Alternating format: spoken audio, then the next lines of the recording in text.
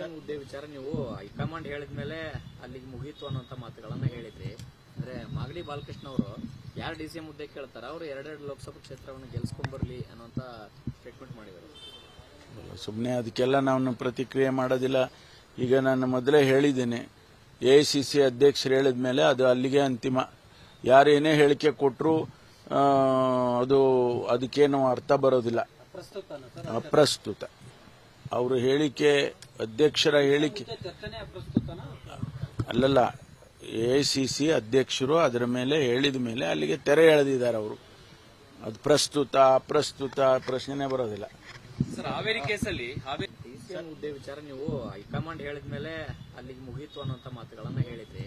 ಅಂದ್ರೆ ಮಾಗಡಿ ಬಾಲಕೃಷ್ಣ ಅವರು ಯಾರು ಡಿಸಿಎಂ ಹುದ್ದೆ ಕೇಳ್ತಾರ ಅವರು ಎರಡೆರಡು ಲೋಕಸಭಾ ಕ್ಷೇತ್ರವನ್ನು ಗೆಲ್ಸ್ಕೊಂಡ್ ಬರ್ಲಿ ಅನ್ನೋಂತ ಸ್ಟೇಟ್ಮೆಂಟ್ ಮಾಡಿದರು. ಸುಮ್ಮನೆ ಅದಕ್ಕೆಲ್ಲ ನಾನು ಪ್ರತಿಕ್ರಿಯೆ ಮಾಡೋದಿಲ್ಲ. ಈಗ ನಾನು ಮೊದಲೇ ಹೇಳಿದ್ದೇನೆ, ಎಐಸಿಸಿ ಅಧ್ಯಕ್ಷರು ಹೇಳಿದ ಮೇಲೆ ಅದು ಅಲ್ಲಿಗೆ ಅಂತಿಮ. ಯಾರೇನೇ ಹೇಳಿಕೆ ಕೊಟ್ಟರು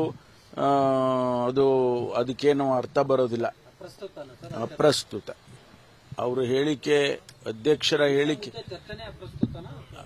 ಅಲ್ಲಲ್ಲ, ಎಐಸಿಸಿ ಅಧ್ಯಕ್ಷರು ಅದರ ಮೇಲೆ ಹೇಳಿದ ಮೇಲೆ ಅಲ್ಲಿಗೆ ತೆರೆ ಎಳೆದಿದ್ದಾರೆ ಅವರು. ಅದು ಪ್ರಸ್ತುತ ಅಪ್ರಸ್ತುತ ಪ್ರಶ್ನೆ ಬರೋದಿಲ್ಲ. ಸರ್, ಹಾವೇರಿ ಕೇಸಲ್ಲಿ ಅನುಕ್ಷಣದ ಸುದ್ದಿಗಳಿಗಾಗಿ ವಿಸ್ತಾರ ನ್ಯೂಸ್ ಯೂಟ್ಯೂಬ್ ಚಾನೆಲ್ ಸಬ್ಸ್ಕ್ರೈಬ್ ಮಾಡಿ. ಹೊಸ ಸುದ್ದಿಗಳ ನೋಟಿಫಿಕೇಶನ್ಗಾಗಿ ಬೆಲ್ ಐಕಾನ್ ಕ್ಲಿಕ್ ಮಾಡಿ. ಲೇಟೆಸ್ಟ್ ಅಪ್ಡೇಟ್ಸ್ಗಾಗಿ www.vistaranews.com ವೆಬ್ಸೈಟ್ಗೆ ವಿಸಿಟ್ ಮಾಡಿ.